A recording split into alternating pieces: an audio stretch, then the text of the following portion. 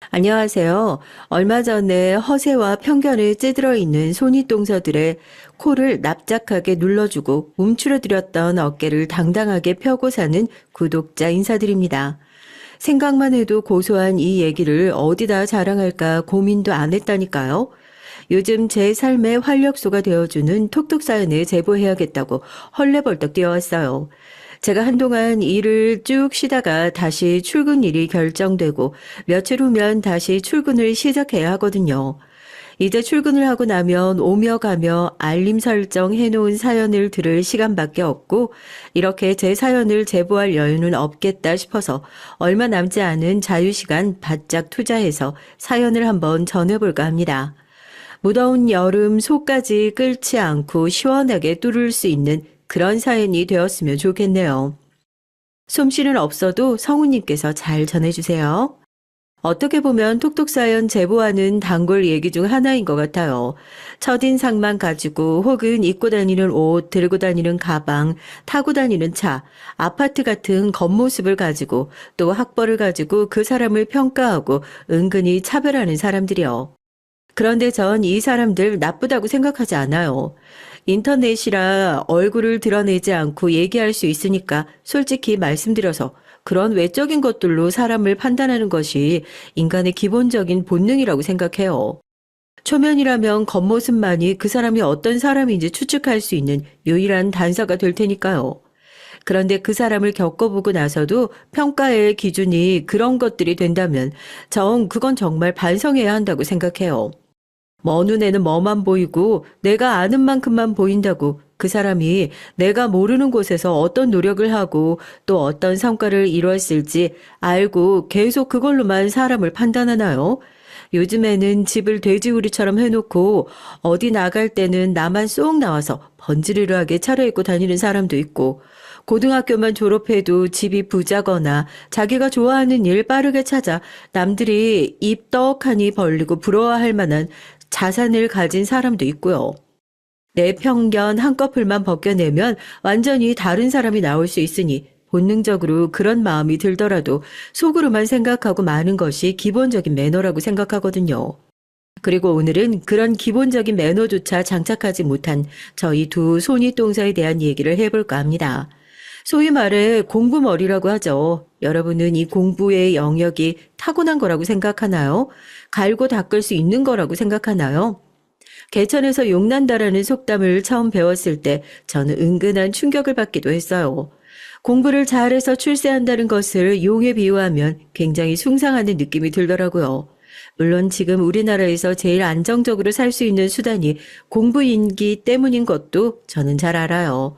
사연을 들으시는 분들도 잘 알 거라 생각합니다. 그런데 마치 공부나 성적, 학벌이 인생을 얼마나 열심히 살았는지 그 노력의 결실로 비춰지는 것 같아서 안타깝긴 하더라고요. 굳이 살기 좋은 우리나라를 해외와 비교하고 싶은 마음은 저도 없지만 외국에 나가면 또 다르잖아요. 몸을 쓰는 기술직들이 우리나라 어지간한 대기업 사원보다 훨씬 더 높은 급여를 받고 그쪽에서 또 그렇게 잘 대우해주기도 하고요. 그런데 우리나라에서 기술직 한다고 하면 뭐라고 그래요? 대번에 무시하잖아요. 몸 써서 돈을 버는 사람은 무식하다고 폄훼하는 그런 분위기가 없어져야 한다고 생각해요. 제가 이런 생각을 갖게 된 데는 큰 영향을 끼친 분이 한 분 계시거든요. 저희 어머니예요. 제가 왜 사연 시작부터 이렇게 학벌 가지고 사람 차별하면 안 된다, 땀 흘려 일하는 사람들의 소중함을 알아야 한다, 핏대를 세우고 항변을 토하겠어요. 제가 싫어하는 이런 행동을 누군가 옆에서 꾸준히 했기 때문이 아닐까요? 불행하게도 그런 행동을 하신 분은 저희 어머니입니다. 떼래야 뗄 수 없는 사이 제 가치관을 만들어주셔야 하는 어머니부터 이런 사상에 찌들어 계신 분이었거든요. 저는 아주 당당하게 말할 수 있는 게 공부를 어렵다고 느껴본 적이 없어요. 제가 땀 흘려 일하는 사람들의 소중함을 알아야 한다고 그 얘기를 하면서 또 하나 덧붙여서 열심히 주장하고 다니는 것은 공부머리는 결국 타고나는 것 같다고요. 물론 어디서 연구를 해서 검증된 결과도 아니고 물론 공부를 제대로 할 수 없는 여건에 놓여 있는 사람들이 가끔 엄청난 결과를 만들어내서 대대적으로 보도가 될 때도 있잖아요. 뭐 예전에 반기문 사무총장이나 이런 사람들이요. 산골짜기에서 공부해서 성공했다. 저는 그런 뉴스를 보면서도 그랬어요. 저 사람들이 엄청 희귀한 케이스니까 결국 저렇게 언론에 보도되는 거 아니냐고요. 대부분은 콩 심은데 콩 나고 팥 심은데 팥 난다고 해서 공부를 잘하는 유전자가 부모님한테 있어야 그걸 물려받은 자식도 공부를 잘하게 되는 거라고요. 왜 의사 집안에서 계속 의사가 배출되는 그런 것도 같은 맥락이라고 생각해요. 이건 순전히 저 혼자만의 생각일 뿐이니까 너무 나쁘게 생각하지 말아주셨으면 좋겠어요. 저도 부모님께서 굉장히 고학력자시거든요.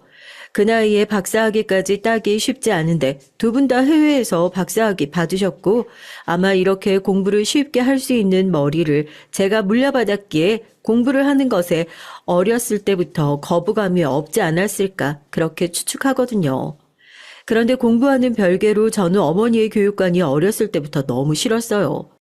괜히 사연 쓰면서 가족 욕하는 것 같아 기분이 좀 좋지 않지만 어렸을 때부터 공부를 좀 잘하는 것 같아 싹이 보이니까 어머니가 더 열성적으로 제 교육에 매달리셨거든요. 아버지는 애가 그냥 하고 싶은 거 할 수 있게 내버려 둬라. 공부는 그렇게 시킨다고 되는 것이 아니다. 어린 애를 들들 볶는 어머니를 못마땅하게 생각하셨지만요. 어머니 손을 잡고 아주 어렸을 때부터 5만 가지 학원에 다 쫓아다니면서 특별한 재능을 찾아주신다고 그랬던 걸 생각하면 아직도 끔찍해요. 제가 다니던 학원이 번화가 쪽에 있으니까 왜 연초 연말에 공사 많이들 하잖아요. 길도 갈아엎고 그럴 때 보면 헬멧 쓰고 열심히 일하시는 분들이 있는데 어머니는 아직 가치관도 제대로 확립되지 않은 어린 제 귀에다 대고 너 공부 안 하면 저런 일을 해야 하는 거라고 그런 소리도 서스럼 없이 하셨던 분이에요. 제가 천진난만하게 저 일이 어떠냐고 저렇게 멋진 유니폼도 입고 열심히 일해주시는 분들이 있으니까 우리가 이렇게 좋은 거리에서 사는 거 아니냐고 그러면 어머니는 금세 무서운 표정을 하고 제 등을 막 때리시면서 저런 일은 공부 안 하고 불성실한 사람이나 하는 거라고 막 혼내셨어요. 제가 조금 더 나이가 먹고 나서 어머니가 하셨던 그 얘기들이 얼마나 무례한 언행이었는지 알게 되고 누구보다 더 학벌과 외관으로 사람을 판단하고 폄훼하는 어머니가 오히려 창피하고 싫기도 했습니다. 제가 한 번도 공부를 하는 게 힘들지 않았다고 했잖아요. 단순히 공부가 쉬웠다기보단 남들만큼 치열하게 하는 것 같지 않은데 늘 전교 1등을 유지할 수 있었죠. 오히려 공부보다 더 힘들었던 건 어머니의 등살이었어요. 늘 전교 1등을 하던 제가 딱 한 번 중학생 때 전교 100등 밖으로 밀려났을 때가 있거든요. 아마 그때가 어머니와의 관계가 최악으로 치달았을 때였던 것 같아요. 어머니는 만족을 모르시는 분이었거든요. 전교 1등을 했는데도 혼난다는 게 참 이상하죠. 저도 애인데 이 정도면 잘했다 하고 성적표를 자랑스럽게 내밀면 어머니는 그때마다 싸늘한 시선으로 절 바라보면서 그러셨어요. 국어에서 하나 틀렸네? 수학에서 하나 틀렸네? 이건 기본적인 개념 아니니? 넌 이 좁아터진 곳에서 전교 1등 하나 한 걸로 만족하니? 어린 제 눈에는 그게 어떻게든지 제 흠을 찾아내려는 모습으로밖에 보이지 않더라고요. 난 만족하고 잘하고 있는 것 같은데 정작 날 그렇게 채찍질하는 사람은 더 높은 곳으로 가라고 압박하고 윽박지르니까 정말 마음속이 딱 터져버릴 것 같은 거예요. 그때쯤에서 어머니랑 아버지가 언성을 높이며 싸우는 날도 많아졌어요. 원인은 저 때문이었죠. 아버지는 굳이 애한테까지 그럴 필요 있냐. 자기가 하고 싶을 때 하고 1등 아니어도 좋으니까 애 숨 좀 쉬게 놔두라고 하고. 그러면 어머니는 아버지에게 그렇게 물러터진 성격이니까 애가 더 높은 데를 꿈꿀 생각조차 하지 않는 거라고. 이게 다 당신 탓이라고 소리를 지르는 거예요. 저 때문에 두 분이 맨날 집에서 싸우는 소리를 들을 때마다 mp3를 귀에다 딱 꽂고 노래를 크게 틀어놓고 베개에 얼굴을 파묻고 소리를 질렀어요. 너무 답답해서요. 어머니는 왜 저렇게 만족을 모르시고 나한테 집착을 할까? 이게 다 내가 공부를 열심히 잘한 탓이다. 생각이 거기로 흘러가고 차라리 내가 애초부터 공부를 못했더라면 이런 일이 없지 않을까 싶어서 중학교 3년, 어쩌면 고등학교 진학을 앞둔 중요한 시기에 시험지를 받자마자 무작위로 답안지에 마킹을 하고 엎드려서 잠들어 버렸어요. 학교가 발칵 뒤집어졌죠. 항상 전교 1등을 하던 애가 갑자기 전교 100등 밖에서도 찾기 힘들어져 버리니까 교무실의 선생님들께서 혹시 채점이 잘못됐나 싶어 몇 번이나 재확인을 하는 웃지 못할 일도 벌어졌었답니다. 가장 뒤집어진 건 저희 어머니셨죠. 아마 학교에서 연락이 이미 간 모양인지 집으로 돌아가니까 얼마나 화가 나셨는지 얼굴이 새빨개지셔서는 화를 주체하지 못하는 듯 손을 부들부들 떨며 거실에 저를 앉히셨습니다. 어느 정도 예상했던 상황이라 저도 말없이 거실에 꿇어앉으니까 화를 가라앉히는 듯 머리를 몇 번이나 쓸어 넘기더니 바닥에 내려놓은 회초리를 들고 저에게 벽을 짚고 똑바로 서라고 하시더라고요. 그날은 다시 기억하기도 싫네요. 꽤나 두꺼운 회초리가 끊어질 때까지 그렇게 맞았어요. 태어나서 누군가에게 그렇게 맞아본 것도 처음이었고 종아리가 퉁퉁 붓고 빨갛게 피가 배어나올 때쯤 회초리가 끊어지고 분이 안 풀렸는지 끊어진 회초리를 집어 던지면서 네가 어떻게 나한테 그럴 수 있냐고 소리를 지르는 순간에 아버지가 집으로 돌아오셨습니다. 얼마나 처참하셨겠어요. 당신 이게 뭐하는 짓이야? 미쳤어? 당신 지금 정상 아니야. 제정신 아니라고. 지금 애 꼴 좀 봐. 아무리 마음에 안 드는 게 있어도 말로 하면 되잖아. 당신이 맨날 그렇게 물러터지니까 애가 이 모양 이 꼴인 거 아니야. 왜 내 애를 망쳐? 당신이 뭔데 내 애를 망치냐고.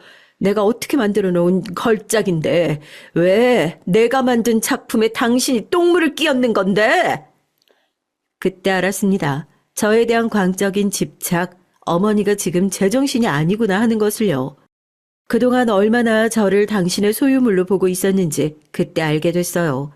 그 일이 계기가 되어 저희 부모님은 이혼을 하셨습니다. 아버지 역시 어머니와 광증에 대해 어느 정도 알고 계신 상태였고 더 이상 두 분이서 함께 사시는 것이 저한테 해가 될 수도 있겠다 그렇게 판단을 하신 모양이더라고요. 어머니는 끝까지 제 양육권은 본인이 가져가야 된다 주장하셨지만 아버지는 미리 준비를 해두신 덕에 학대의 정황으로 제가 어머니와 함께하는 일은 막아주셨습니다. 그동안 어머니의 그늘 안에서 너무 오랫동안 갇혀 지낸 탓인지 처음에는 저에게 주어진 자유가 어색하기만 했어요. 아버지는 공부하기 싫으면 하지 않아도 되고 제가 원한다면 무엇이든 해도 된다고 말씀해 주셨죠. 사실 두 분이 이혼까지 하고 난 이후에는 저도 정상적인 생활을 하는데 어려움이 있었던 것 같아요. 겨우 중학생이었고 부모님이 이혼한 이유가 순전히 나 때문인 것 같아서 괴롭기도 했고요. 집이라는 공간이 편하게 느껴지지가 않는 거예요. 언제 어디서든 어머니가 튀어나와서 제대로 공부를 하지 않냐면서 호통을 치실 것 같고 그렇게 불안해하는 모습을 보면서 아버지는 다니시던 회사에 해외 지사로 발령을 내달라 요청을 하셨고 저도 그렇게 미국 유학길로 오르게 됐습니다. 환경이 바뀌고 누구 하나 제가 어떤 모습으로 있는지 신경 쓰지 않는 그 낯선 땅에서 전 반대로 무엇과도 맞바꿀 수 없는 심리적 안정을 찾아가고 있었어요. 성적은 다시 잡혀가기 시작했고 다니던 사립학교에서도 최우수 성적상을 계속해서 받을 정도였죠. 지금 생각해봐도 아버지한테 너무 감사해요. 제가 괜찮아지는 것을 위해서 생활을 바꿔주신 거니까요. 안정된 건 제 마음뿐이 아니었습니다. 오히려 아버지 밑에서 자유로운 분위기 속에서 성적 역시 한국에 있을 때보다 훨씬 좋아졌어요.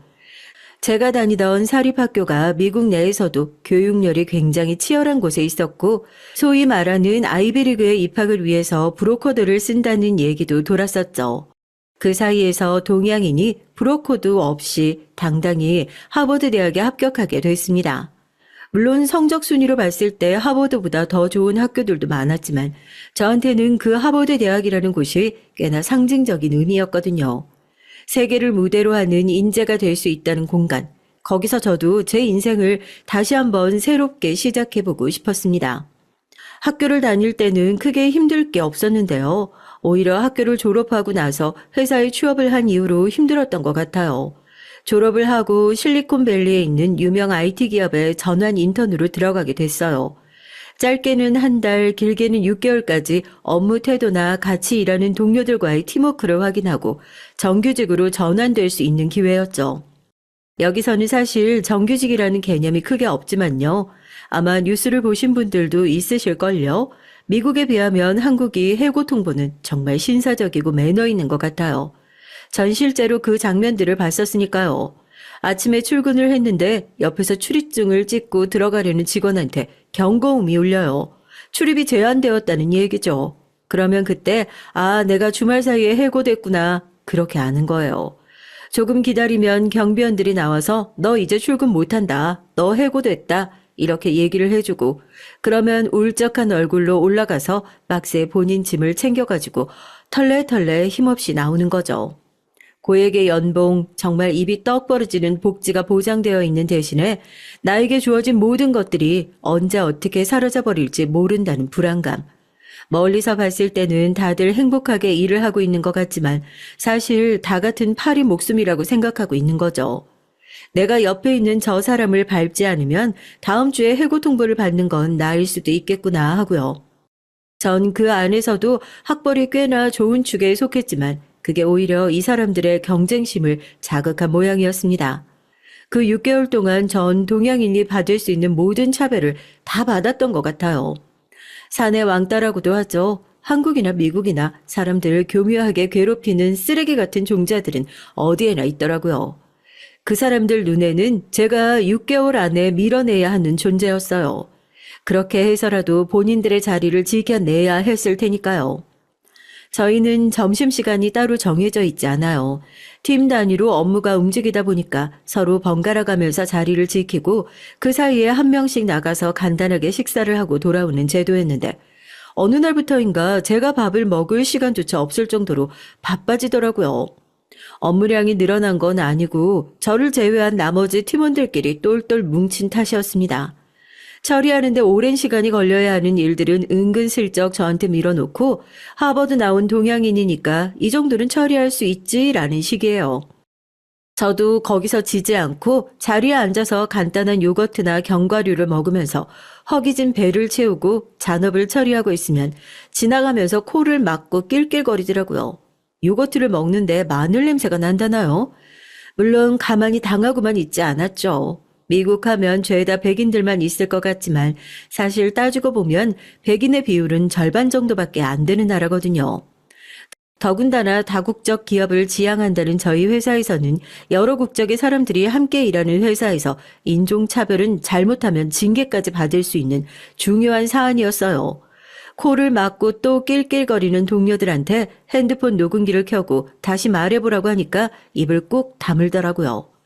자기들도 그런 얘기를 하면 불이익이 갈 수 있다는 것을 잘 아니까 그 뒤로 그렇게 대놓고 차별을 하는 일은 없었지만 오히려 더 교묘하게 저를 괴롭혔습니다.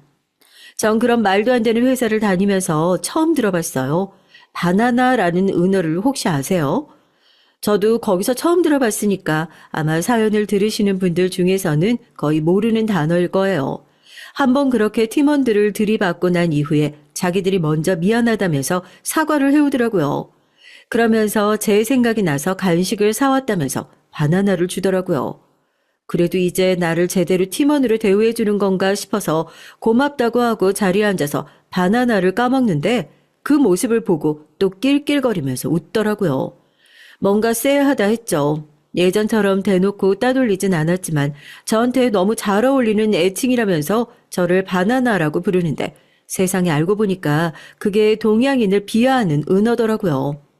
행동이나 생각을 백인처럼 하지만 겉모습은 동양인 사람을 보고 바나나 껍질처럼 노란 피부색을 가지고 있으면서 속으로는 하얀 바나나의 속살처럼 백인 흉내를 낸다고 그렇게 비하하는 거예요.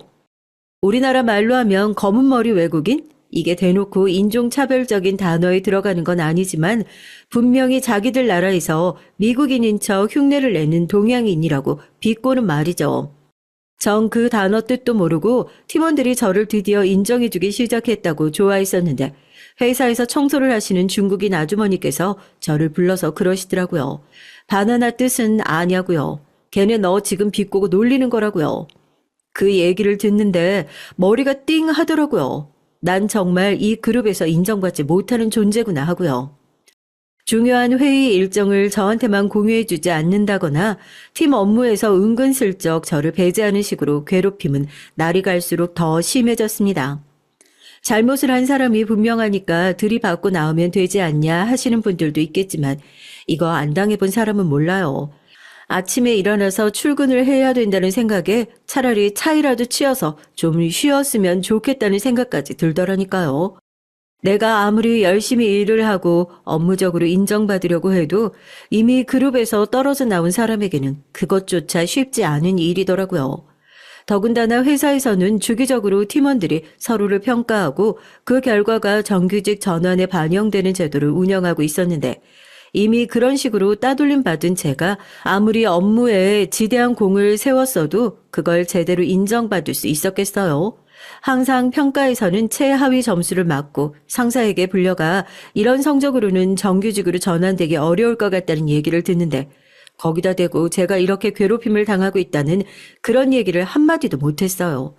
그때는 더 이상 미움받고 싶지 않다는 생각으로 머릿속이 가득 차 있었던 것 같아요. 결국 저는 그 6개월을 다 채우지 못하고 자진해서 사직서를 제출하게 됐습니다.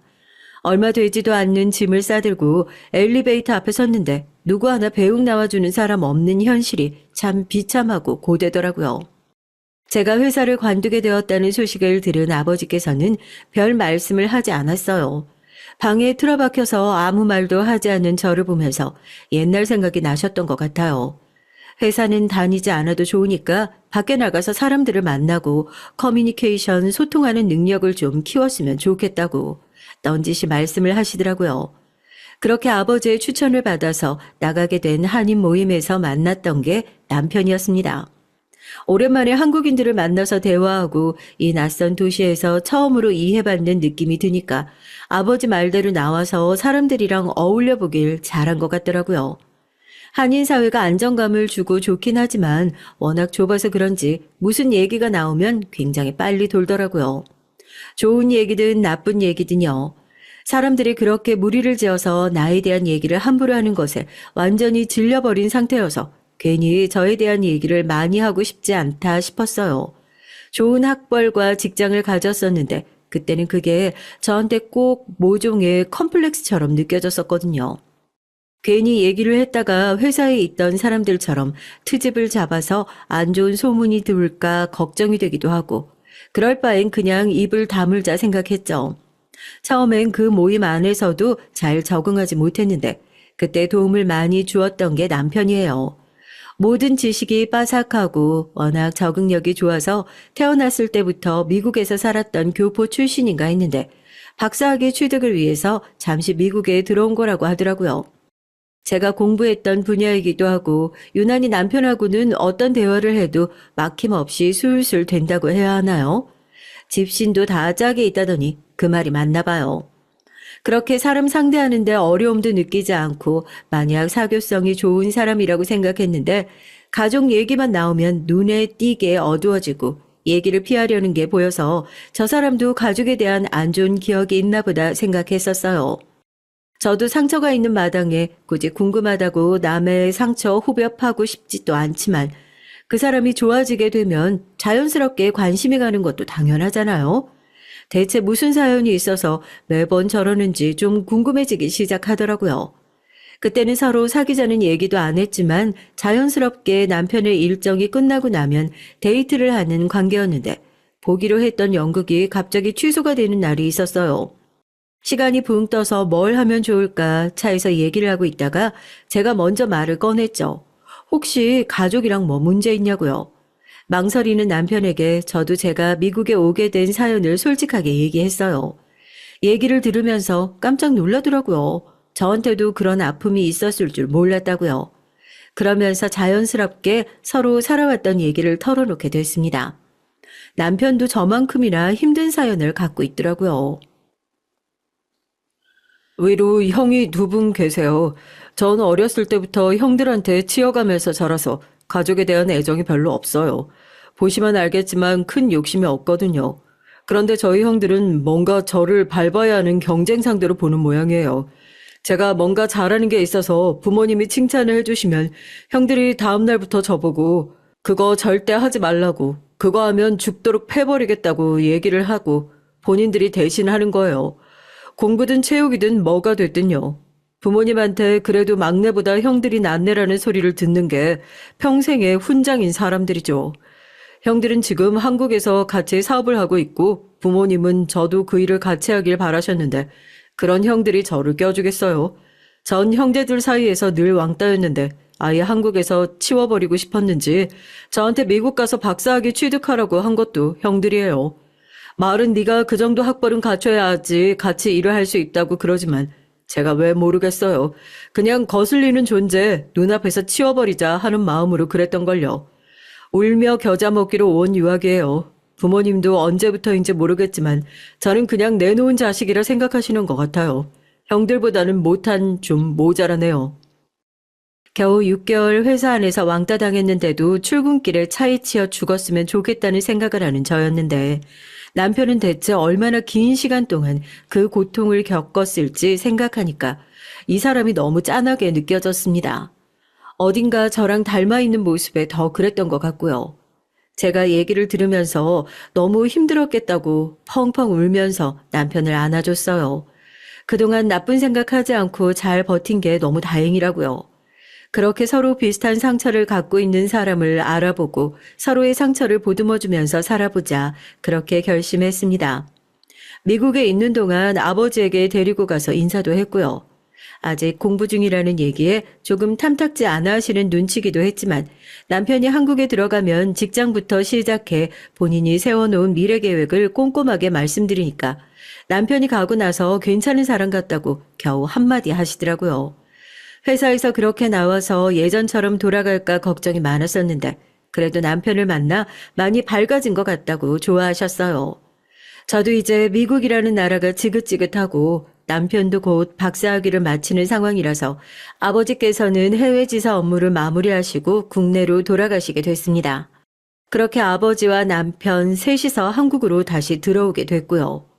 한국에 들어오고 난 이후로는 다시 취업을 하려고 이것저것 준비해봤지만 오히려 회사에서는 지나치게 높은 제 스펙을 부담스러워하면서 한 번도 겪어보지 못한 낙방의 쓴맛도 맛보아야 했습니다. 그래도 전처럼 왜 나는 안 될까 하고 낙담하지 않았던 건 힘들 때마다 옆에서 든든하게 지켜주었던 남편이 있어서가 아닌가 싶어요. 하염없이 취업 준비만 하다가는 결혼은커녕 이도저도 못할 것 같은 상황이 올까 싶어 그때 조금 빠르게 결혼 준비를 하게 됐어요.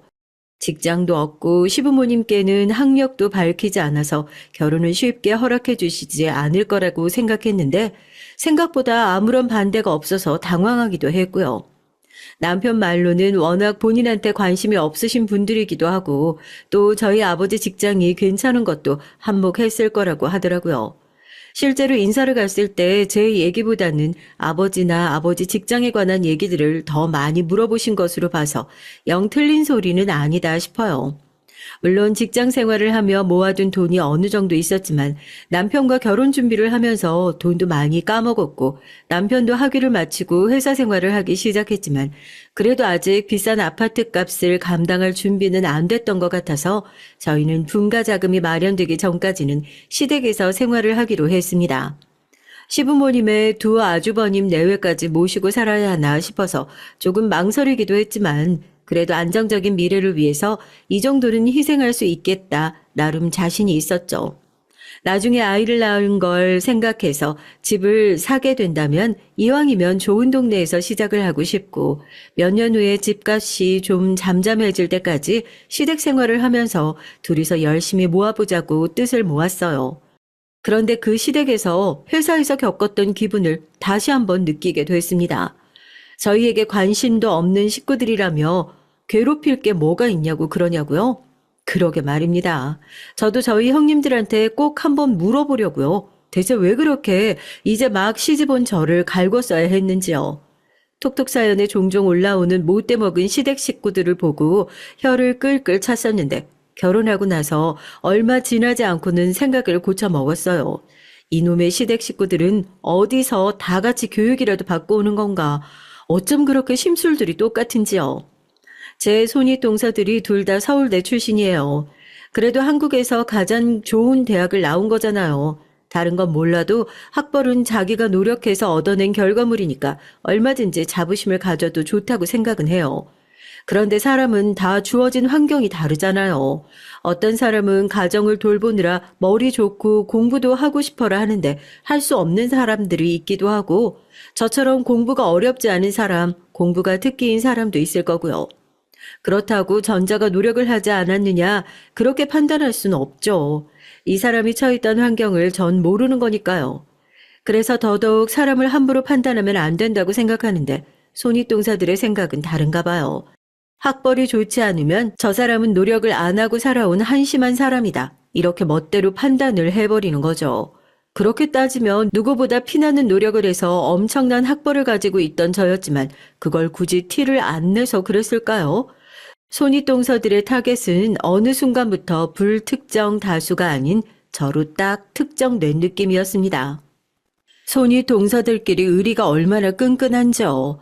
아무리 살갑게 굴고 편안하게 시댁 생활을 위해 그 무리 사이에 끼어보려고 노력해도 전 들어갈 수 없는 자기들끼리의 단단한 울타리가 있어요. 같은 대학 출신 동문이라는 자부심은 둘째치고 두 사람 모두 그렇게 좋은 학벌을 가지고 집에서 전업주부 하고 있거든요. 물론 저도 그때는 직장을 구하지 못해서 집에서 쉬고 있는 상황이었지만 제가 집에 있는 것과 본인들이 집에 있는 것은 엄연히 다른 느낌이라며 은근히 사람을 무시하더라고요. 한국에 들어오고 난 이후로 여기저기 이력서를 내봤지만 너무 높은 학력에 번번이 떨어졌다고 말씀을 드렸잖아요.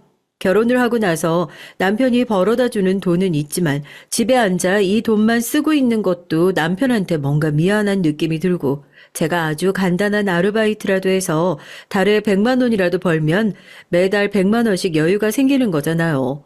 어떻게든지 빨리 일을 시작해서 남편의 부담을 덜어주고 싶었는데 방법이 없을까 고민하다가 너무 고학력자의 고액 연봉을 받고 일을 했던 게 문제가 된다면 아예 그 학력과 경력을 지워버리고 지원을 해보자 했어요. 정말 웃긴 게요.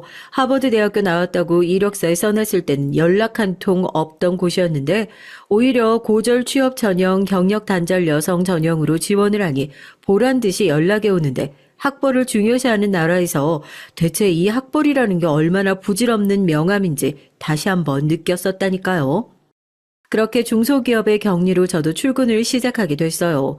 예전에 하던 일에 비하면 그냥 제 일만 잘 끝내놓으면 사람들한테 욕먹을 일 없는 일이어서 몸도 마음도 편하게 출근하고 제가 같이 일을 하면서 생활의 안정도 찾기 시작했고요. 가족들이 다 같이 저녁 식사를 하는 자리에서 제 취업 얘기가 나왔어요.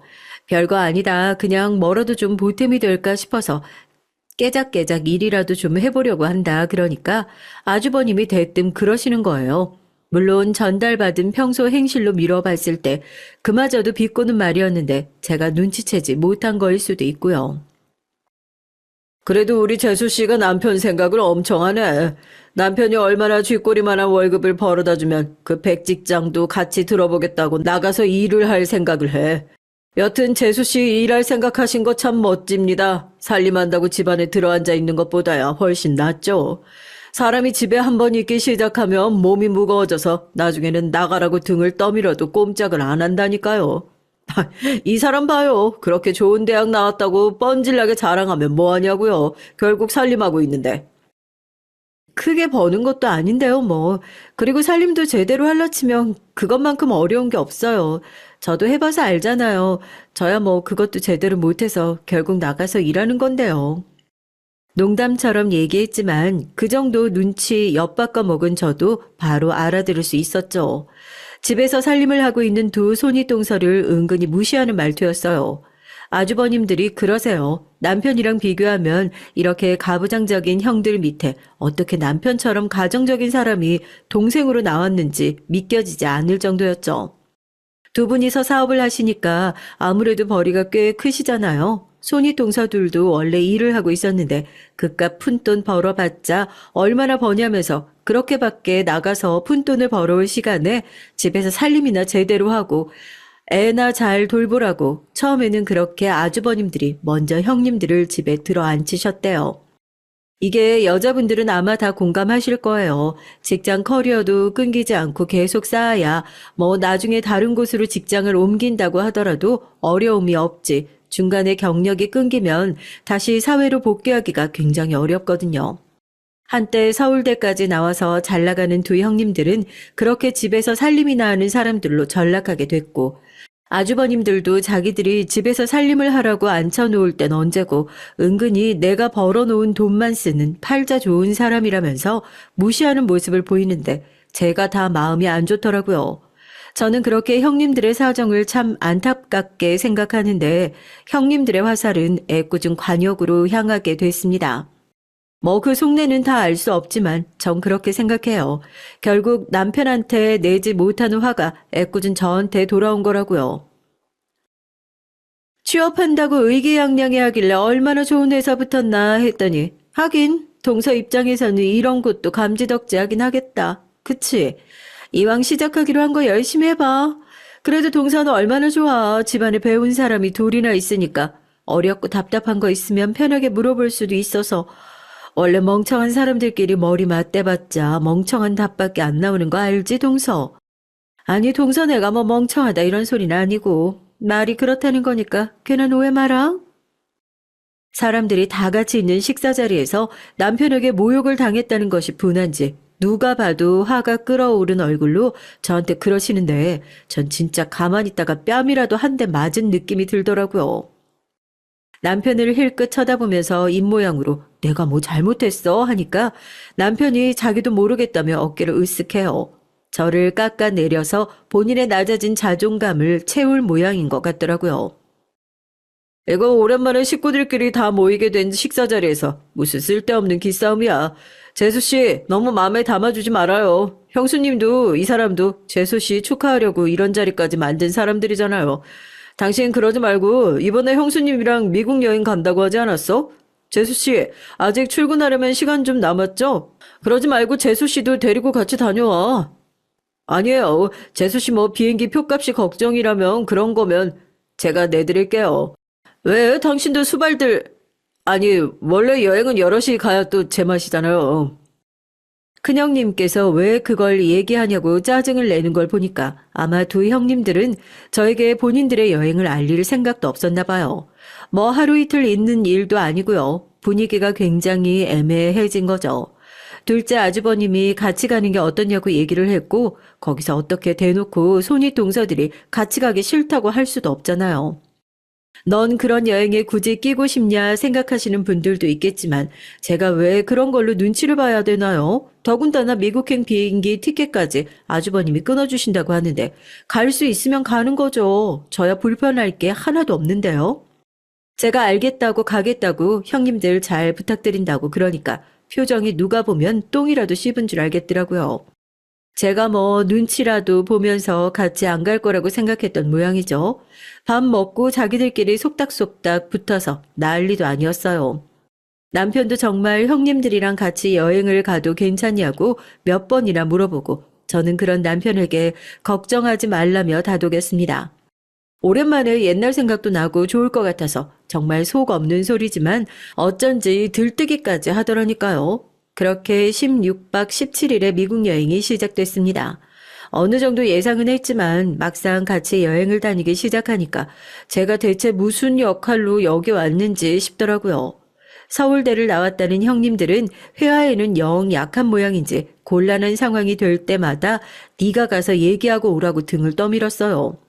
오기 전까지는 큰형님이 미국은 자기 고향이나 다름없다면서 그렇게 설레발을 치셨는데 막상 공항에 도착하고 나서 미리 예약한 렌트카에 문제가 생기니까 핸드폰 번역기를 켜고 땀을 뻘뻘 흘리면서 난처해 하더라고요. 누가 본인 고향에서 저렇게 긴장을 한대요. 속으로 형님들이 나보다 못한 것도 있구나 하고 고소하기도 했어요. 동서, 뭘 멀뚱멀뚱 서서 구경만 하고 있어? 동서가 가서 해결하고 와야지. 그럼 우리들이 이렇게 하나부터 열까지 다 신경 써야겠어. 가서 뭐가 잘못됐는지 번역기를 돌리든 손발짓을 하든 동서가 좀 해결하고 와봐. 자기들끼리 해결을 못할 것 같으니까 제 등을 떠미는데 뒤에서 킬킬거리는 소리가 다 들리더라고요. 자기들끼리 동서는 영어 못하는데 어떻게 저걸 해결하고 오냐면서 가서 망신이나 제대로 당하고 왔으면 좋겠다고 하는데 저 들으라고 그러는 건지 싶더라고요. 막상 가서 물어보니까 별일도 아니에요. 그렇게 자신 있다고 떵떵거리던 큰형님이 다른 날짜로 예약을 해놔서 사정을 얘기하고 예약된 날짜를 바꿔서 겨우 문제를 해결했죠. 자동차 키를 받아들고 온 저를 보고 딱 눈빛이 그래요. 제가 저걸 어떻게 해결했지? 하는 눈이요. 제가 영어 할 줄 안다고는 전혀 생각하지 못했나 봐요. 괜히 운전을 하는데 뒤에다 대고 요즘에는 번역기가 잘 나온다고 영어 하나 못해도 의사소통하는데 어려움이 없다고 하는데 너무 유치해서 사람이 우스워 보이는 거 있죠? 동서 아까 봤어? 막내 동서가 거기서 땀 뻘뻘 흘리고 있는 거. 다음부터는 그런 거 있으면 내가 할 테니까 막내 동서는 시키지 마라. 거기서 진땀 빼고 있는 모습 보는데 내가 형님으로서 너무 안타깝더라고. 동서 괜찮아. 배움이 모자란 게 죄는 아니잖아. 미국 가서 영어 한마디 못하는 사람 데리고 다니는 게 보통 쉬운 일이 아니야.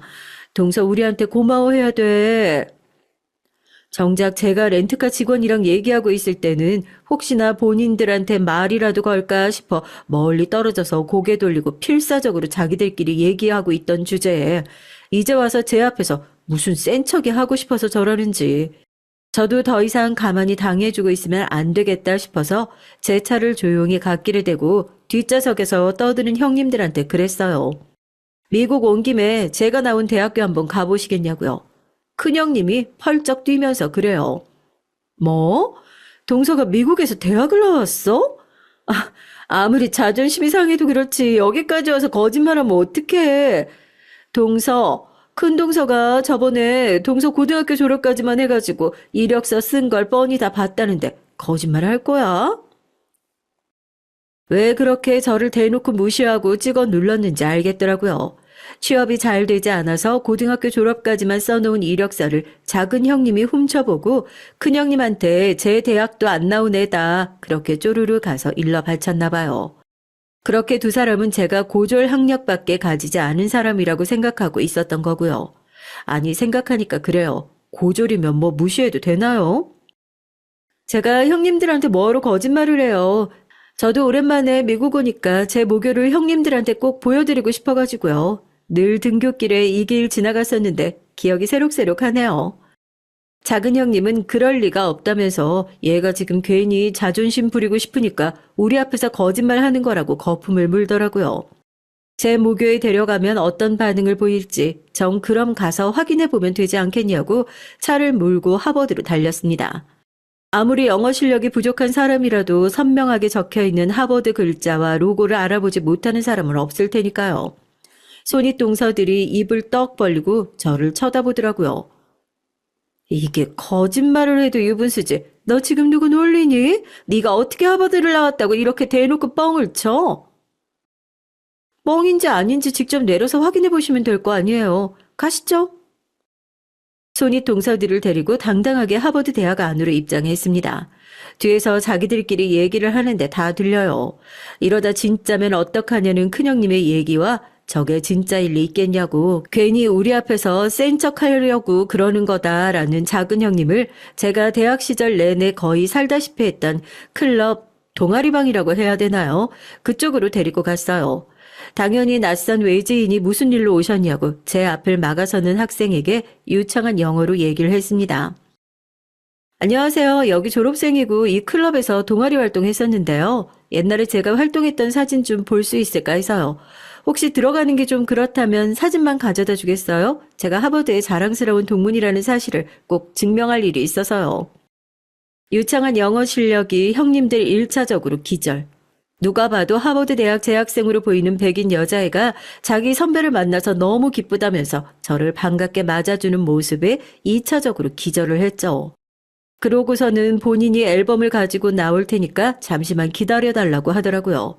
졸업 연도를 얘기해주고 그 여학생을 기다리면서 학생들의 눈치를 살폈습니다. 끝까지 저 학생을 미리 섭외했을지 어떻게 아냐고 요즘에 저 정도 영어는 학원 다니면 다 할 수 있는 거라고 이를 꽉 깨물고 현실을 부정하더라고요. 곧이어 여학생이 제가 졸업한 연도에 동아리 앨범을 들고 나오고 저는 고맙다는 인사와 함께 앨범을 펼쳐서 제가 학교 다니던 시절 사진을 보여줬습니다. 둘이서 아주 바닥에 책까지 내려놓고 붙어서 책장을 뒤적거리는데 이젠 아니라고 부정할 수도 없는 거죠. 제가 동아리 장이었거든요. 떡하니 제 사진이 붙어 있고 그 밑에 제 영어 이름이 적혀 있는데요. 아니, 이게 어떻게 이럴 수가 있어? 아니, 동서 같은 무식한 사람이 어떻게 하버드를 나오냔 말이야. 말도 안 돼, 이건. 끝까지 부정하는 형님에게 제가 영어로 일침을 날렸죠. 아니나 다를까 영 못 알아듣는 눈치더라고요. 벙 쪄서 저를 쳐다보는 두 형님들에게 킥킥거리면서 다시 한국말로 똑같이 번역해서 들려줬어요. 형님, 좋은 학교 나오고 나서도 자랑 한마디 안 하는 제가 무식한 걸까요? 학교에 나왔든 나오지 않았든 인간이 됐으면 다른 사람들을 존중해야 한다 같은 기본적인 개념은 배웠을 텐데 서울대까지 나와놓고 그렇게 뻑하면 사람 무시하는 형님들이 무식한 건가요? 여기 있는 하버드 대학 학생들한테 제 후배들한테 한번 물어볼까요? 누가 무식한 건지?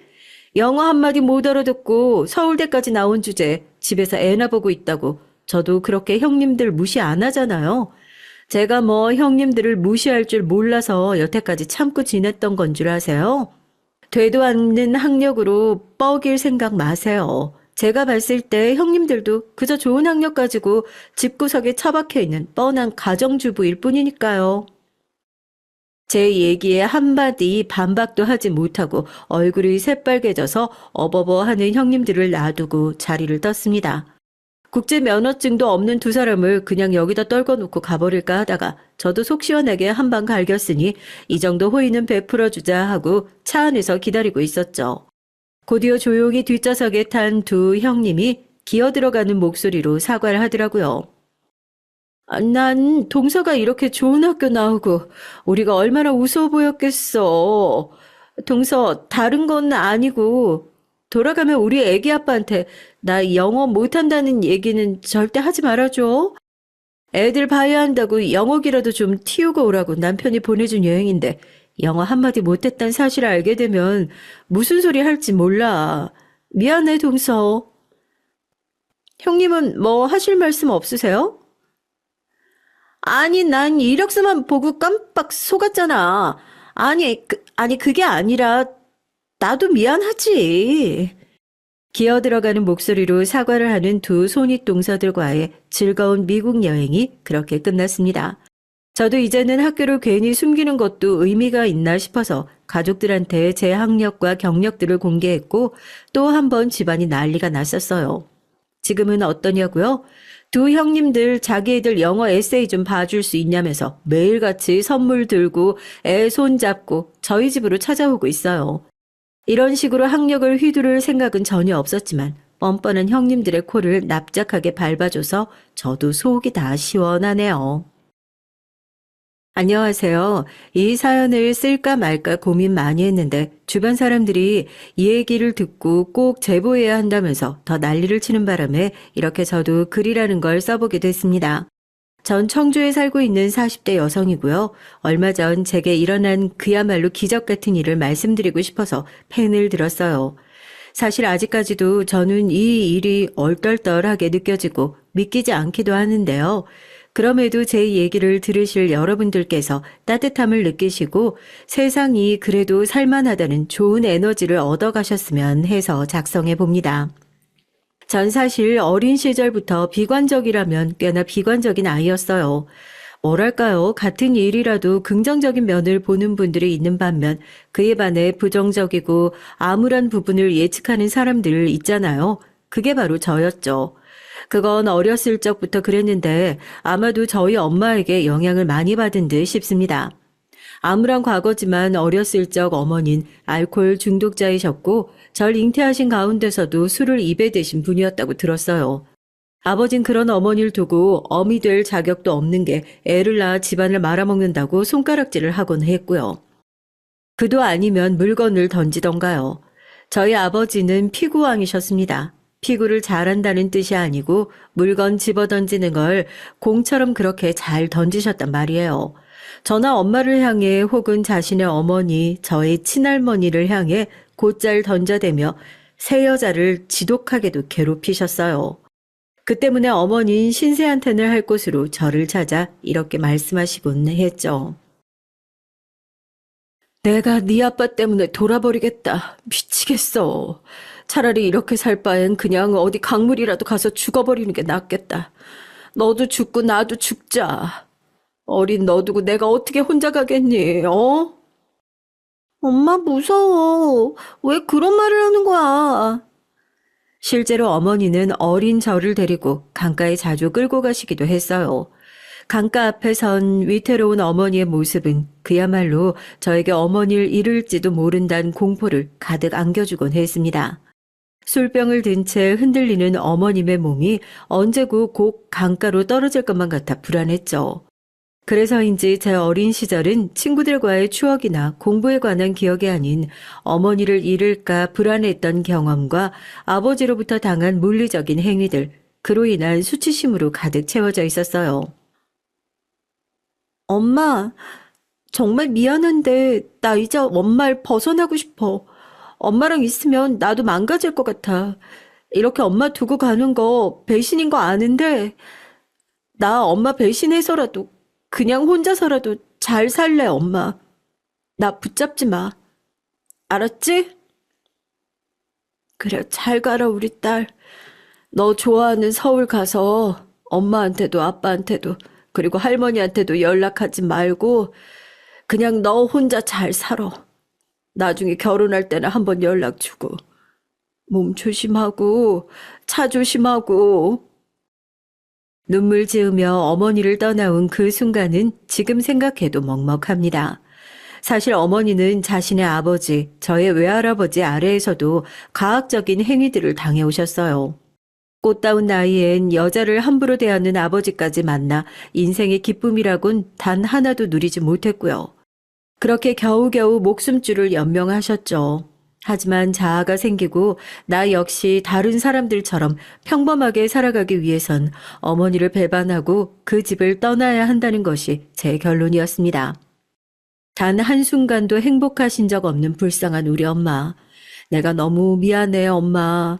만약 아버지 곁을 떠날 수 있다면 도망쳐서라도 꼭 나와. 내가 나중에 데리러 갈게. 돈 많이 벌어서 성공해서. 사랑해, 엄마. 이게 제가 마지막 엄마에게 남긴 쪽지였습니다. 그리고 이윽고 1년 뒤 저는 다시 고향집으로 내려와야 했어요. 어머니의 부고 소식 때문이었죠. 결국 어머니는 스스로 생을 마감하셨다고 하더군요. 그것도 자신의 집 거실에서 말입니다. 처참한 형태로 매달려 있는 어머니를 처음 목격한 친할머니는 그대로 혼절하셨고 저 역시 장례 내내 겨우 정신줄을 붙잡아야 했어요.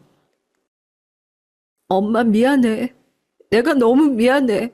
다 내 잘못이야. 아니다, 우리 손녀. 그런 생각하지 마라. 내가 너희 엄마를 못 지켰어. 하지만 이런 저와 할머니와는 달리 아버지는 장례를 치르는 내내도 그다지 추모하는 분위기가 아니었어요. 어머니의 영정사진 앞에 조용히 눈물을 떨구시는 외할머니를 앞에 두고도 비웃으며 육개장이나 한 그릇 먹고 가라는 말을 던지더라고요. 그 순간 눈이 돈 것 같아요. 전 아버지 멱살을 잡았고 어머니를 추모해야 할, 조용히 보내드려야 할 장례식장은 완전히 뒤집히고 말았습니다. 그리고 그때 결심했어요. 난 아버지 절대 용서 못해요. 절대, 절대! 평생 용서 못한다고요. 알아들었어요?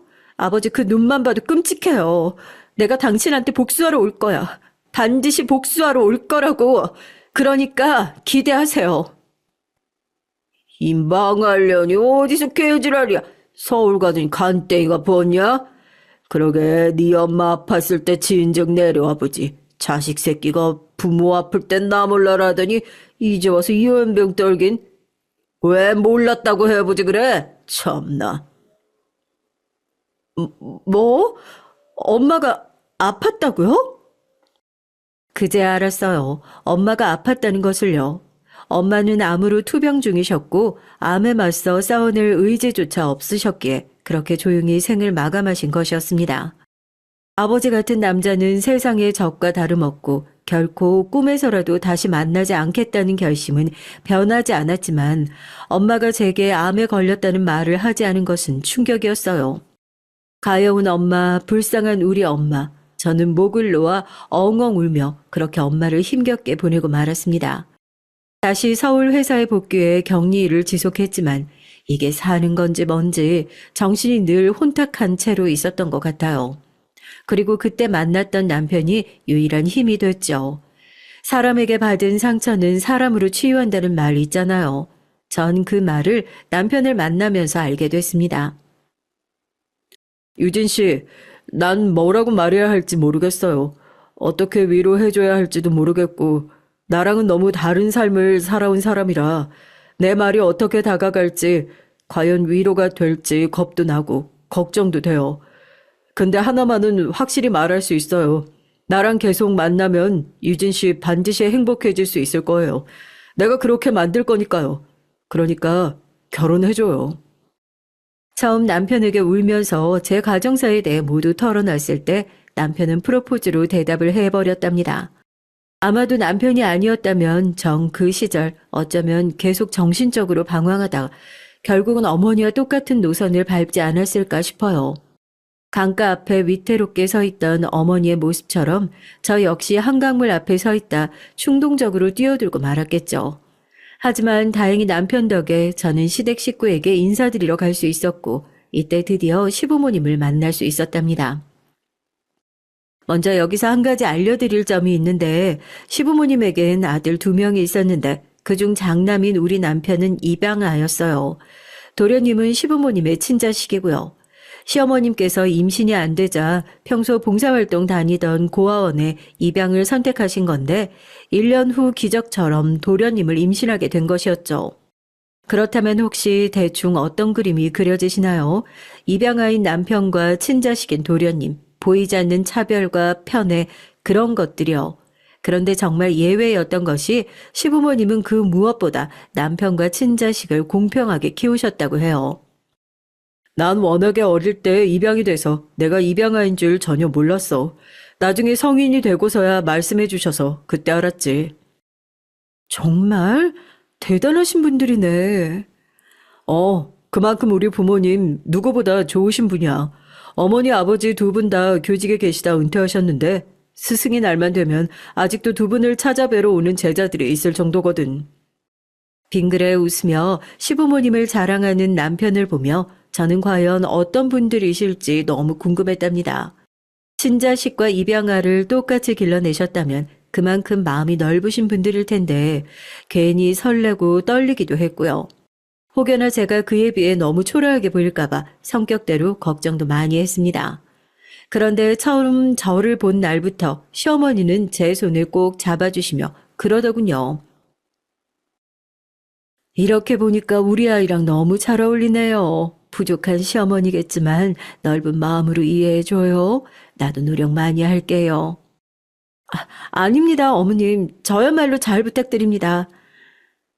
야, 저희 형이 하도 꽁꽁 숨겨놓고 안 보여주길래 내심 너무 궁금했거든요. 이렇게 미인인 형수님을 만나고 있을 거라고는 생각도 못했네요. 형, 수지 맞았어. 저를 벌써부터 형수라고 부르는 사근거리는 성격의 도련님과 자애로운 인상의 시부모님까지 그야말로 저를 있는 그대로 받아주시는 그 모습이 어찌나 다행스러웠는지 몰라요. 들고 있던 과일즙 세트를 바닥에 떨어뜨릴 만큼 저는 다리에 힘이 풀려 그만 그 자리에서 눈물을 글썽거리고 말았습니다. 제가 그만큼 감성적이 되었던 건 아마도 거절당할까봐 두려웠기 때문이었죠. 절 반대하실 줄 알았어요. 제가 마음에 안 드실까봐 걱정했거든요. 감사합니다, 어머님, 아버님. 저도 며느리로서 더 노력할게요. 혹여나 가르쳐 주실 부분 있음 언제든 말씀하세요. 그럴 리가. 우리가 가르치는 게 아니라 배워야 할 것 같은데 아가씨가 지금껏 힘든 시절 보냈다고 대충 아들에게 들어서 알아요.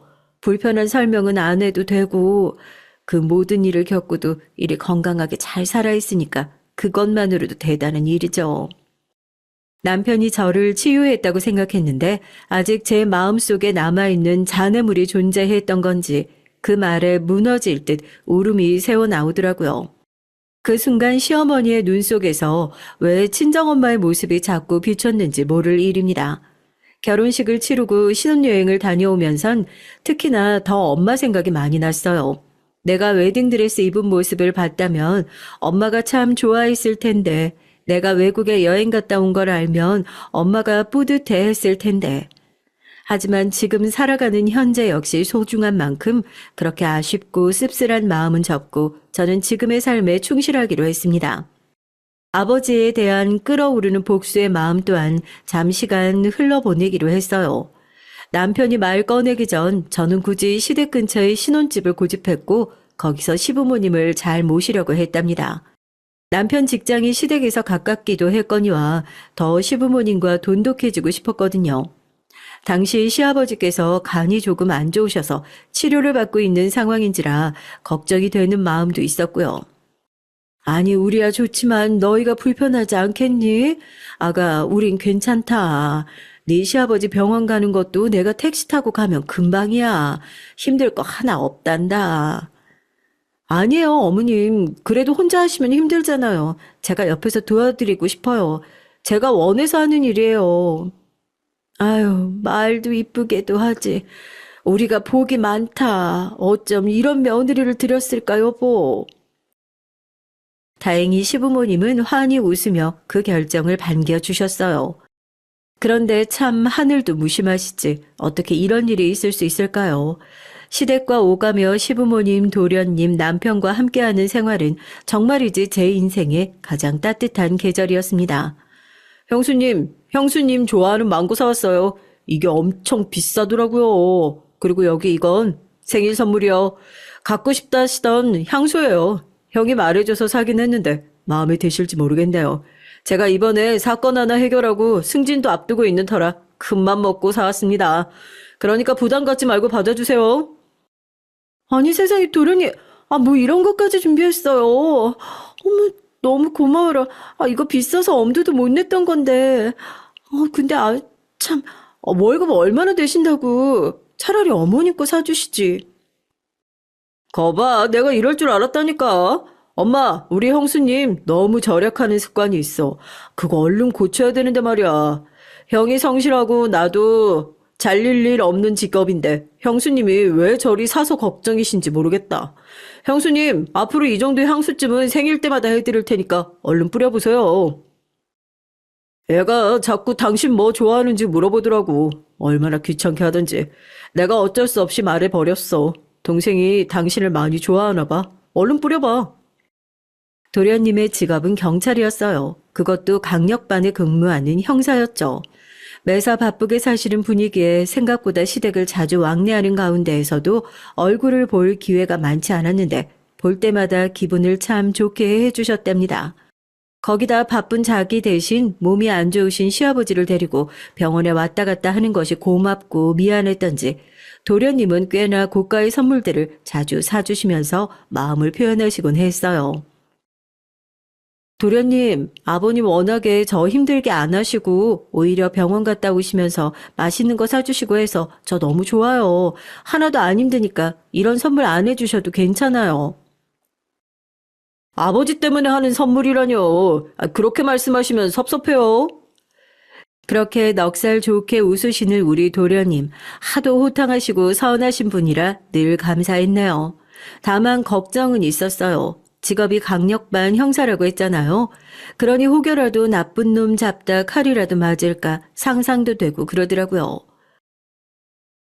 아유, 우리 형수님 걱정도 사서 하시네. 요즘은 주먹구구식으로 굴러가지 않고 다 저희가 작전 잘 세우고 해서 범죄자들 제압하니까 걱정하실 일 하나 없어요. 하지만 말은 이렇게 해도 사실 도련님은 저와 남편이 결혼하기 전 이미 큰 사고를 겪으신 적이 있었다고 해요. 인터넷 사기 집단을 소탕하려다 그 사람이 숨기고 있던 식칼에 찔리신 거죠. 그런데 도련님은 그 상태로 범인을 잡겠다고 상처를 움켜쥐고 달리신 바람에 나중에 상처 부위가 더 벌어져 사태가 심각해졌어요. 수술실로 옮겨지면서 의사도 걱정할 정도였다네요. 그때 시어머니는 눈앞이 아찔해서 쓰러지실 뻔했고 시아버지는 도련님이 회복되자마자 당장 부서를 옮기던지 하라며 처음으로 큰 소리를 내셨다고 합니다. 아버지, 제가 이 일을 어떻게 생각하는지 아시잖아요. 제가 이 직업 처음 선택했을 때 아버지 저 자랑스러워 하셨잖아요. 저도 그래요. 이번 일 교훈 삼아 앞으로는 조심해서 일할게요. 그러니 한 번만 봐주세요. 네? 이 직업이 조심해서 조심해질 일이야. 안 된다. 내가 네 성격을 몰라. 학교 다닐 적에 양아치 패거리 잡겠다고 맨주먹으로 달려들다 얻어 터져서 한 달 동안 병원에 입원하고 그 바람에 대학도 못 가고 재수까지 했잖아. 이놈아, 그때 그 패거리와 너 쪽수가 어떻게 됐는지 아냐? 10대 1이었어. 10대 1.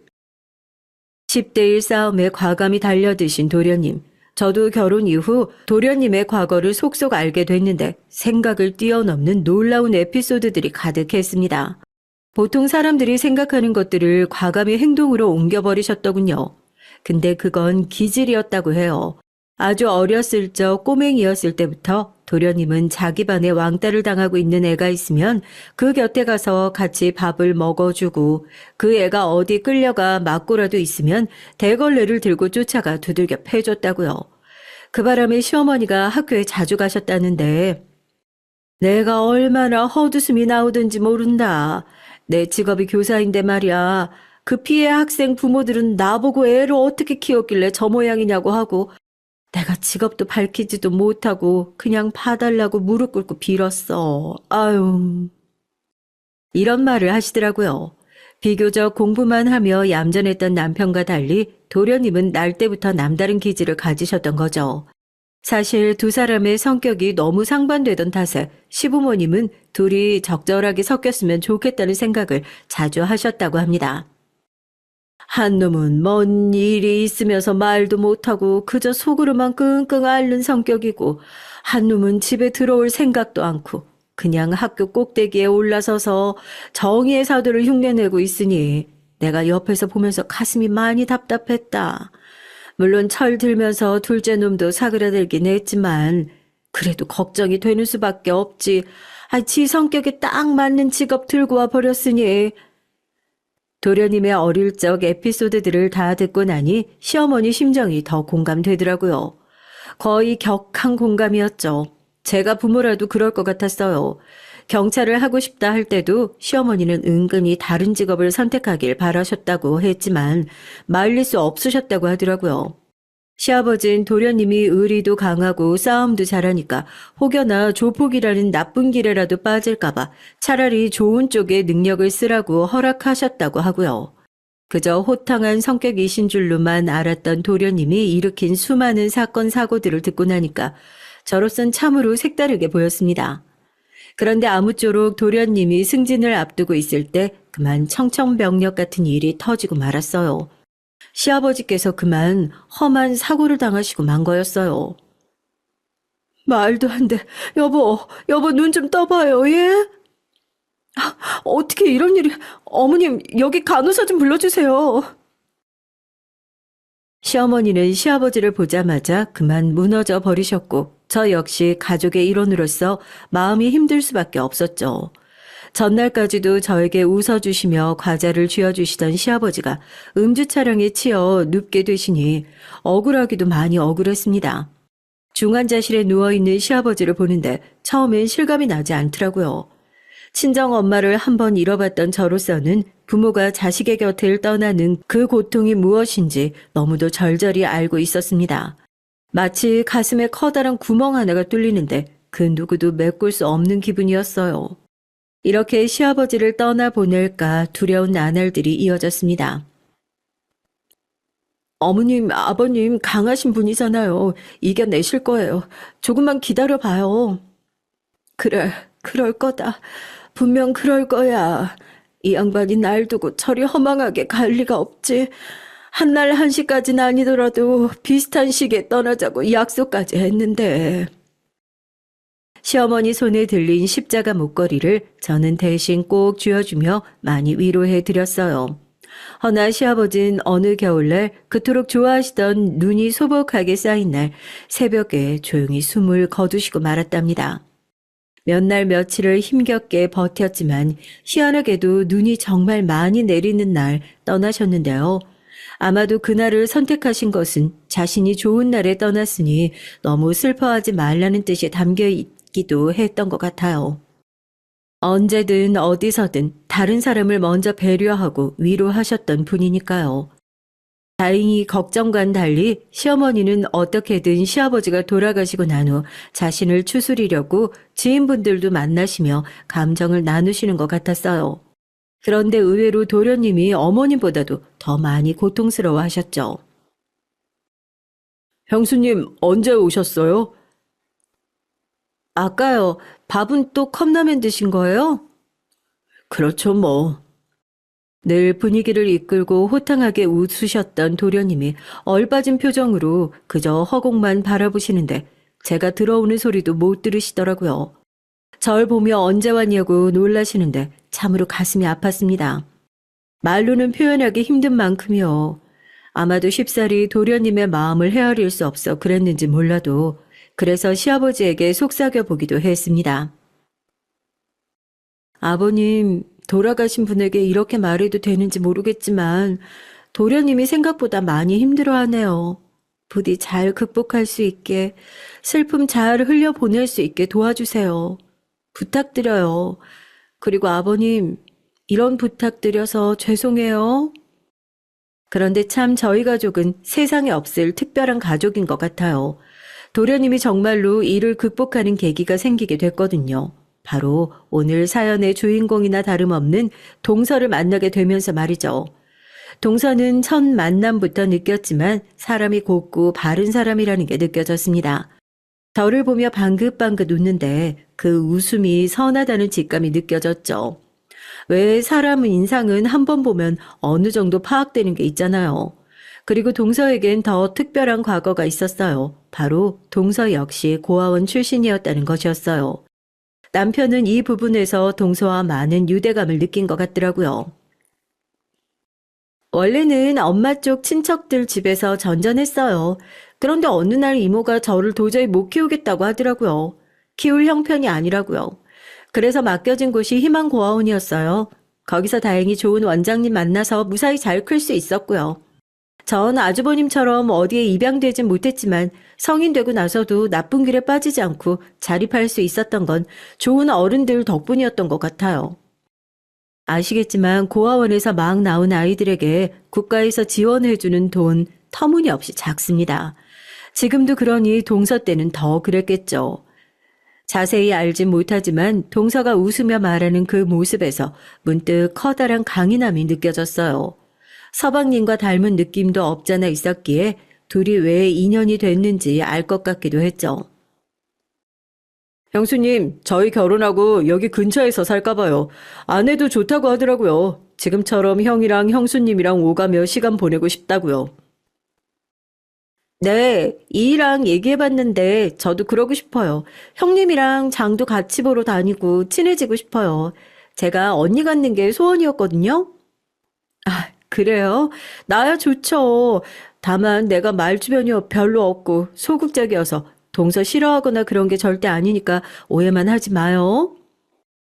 게다가 저와는 달리 솔직하게 감정을 표현하는 모습도 매력적인 동서였습니다. 서방님이 그러길 동서는 자기처럼 정의감도 넘친다고 하더라고요. 서방님은 강도를 잡으러 다니는 직업을 혹여나 반대하지 않을까 싶었는데 너무 멋지고 대단하다고 추켜 세워주는 건 물론 동서 역시 만만치 않다고요. 그리고 실제로 그걸 제 눈으로 확인하게 되는 일도 생겼습니다. 동서가 식구가 되고 난 후 잠시 만나 커피를 마시고 나왔는데 20대로 보이는 커플이 폐지를 줍고 있는 할아버지에게 다짜고짜 담배를 피워대면서 욕을 하고 있는 거예요. 아니, 요즘 애들 정말 이상하다니까. 동서 어디 가? 야, 너네 지금 뭐라 했어? 당장 할아버지한테 사과 못 드려? 동서가 글쎄 나서서 자기가 대신 훈계를 하는 겁니다. 20대 아이들의 인상차기가 꽤나 험악했길래 전 속으로 조금 위축되어 있었는데 동서는 대놓고 구구절절 잘못을 짚어주더라고요. 아이, 아줌마가 뭔데 지랄이야. 뭔데 훈수 두냐고. 방해 말고 아줌마 갈 길이나 가.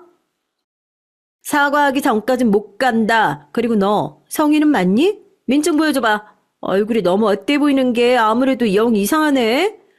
아줌마 남편이 경찰이거든? 너무 잘 됐다. 그런데 그 말에 동서에게 담배 연기를 뿜어대던 아이들이 점점 표정이 식더니 앞불싸 하는 표정이 되더군요. 알고 보니 성인도 아닌 애들이었던 건가 봐요. 결국 둘 다 질세라 도망을 가기 시작하는데 그걸 보며 동서가 뿌듯하게 웃더군요. 이럴 줄 알았어요. 저런 애들은 아주 그냥 혼이 나야 돼. 동서 멋지다. 나 무슨 영화 보는 줄 알았어.